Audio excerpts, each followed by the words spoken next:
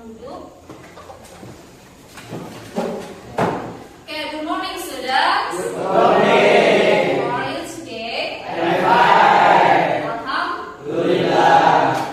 Oke, so before we start our lesson today, sebelum kita mulai pembelajaran hari ini, please say basmalah together.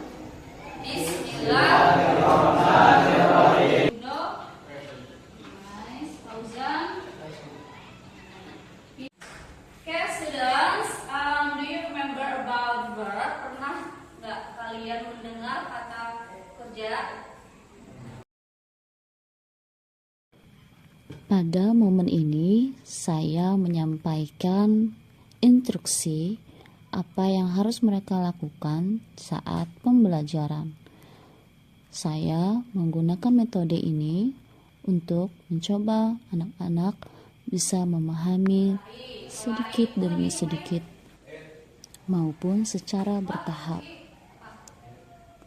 Sekolah di sini memang sangat perlu untuk terus diingat dari hal yang paling dasar untuk mereka terbiasa dengan bahasa Inggris.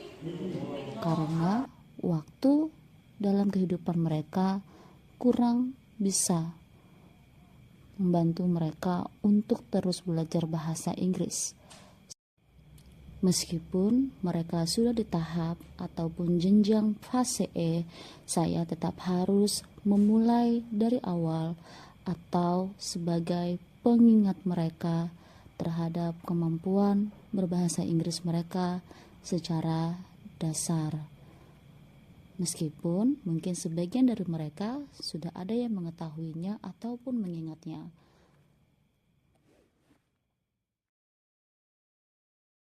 Setelah mengingat materi apa yang akan mereka kerjakan atau mereka kuasai, saya harus menjelaskan penggunaan Grammarly sebagai sumber digital mereka. You can sit anywhere. Kalian boleh di mana aja.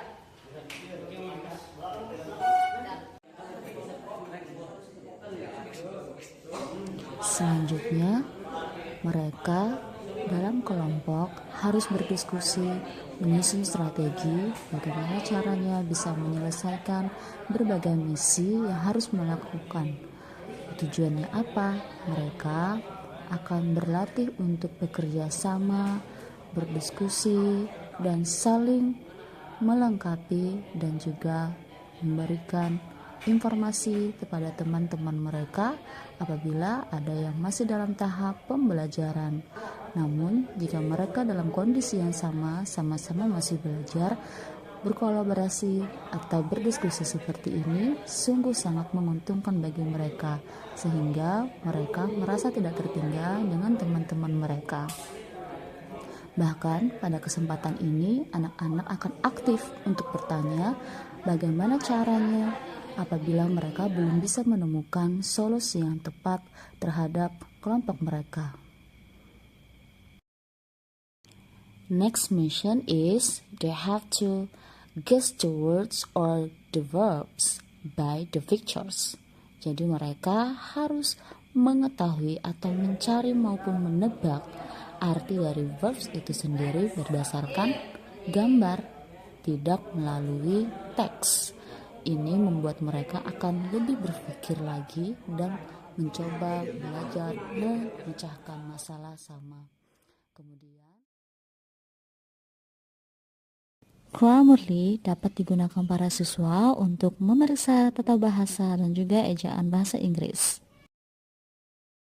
Dengan melibatkan berbagai macam indera seperti pendengaran, penglihatan, dan juga kinestetik, diintegrasikan dengan pemanfaatan TIK atau TIK, diharapkan para siswa dapat mengingat materi dengan mudah. Dalam pembelajaran seperti ini, saya berperan sebagai seorang fasilitator untuk para siswa saya, yaitu kelas 10. Saya berharap dengan penggunaan TIK ini, para siswa akan lebih mudah lagi dalam memahami pembelajaran bahasa Inggris, terutama dalam penggunaan verbs pada sebuah kalimat bahasa Inggris. Dan yang terakhir ini adalah presentasi.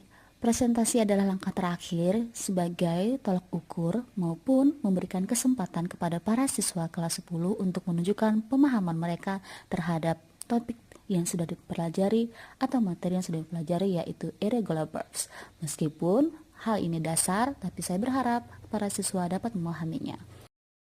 Dengan tujuan para siswa akan lebih mudah lagi nantinya dalam membuat kalimat bahasa Inggris dalam bentuk tenses, baik secara lisan maupun secara tulisan.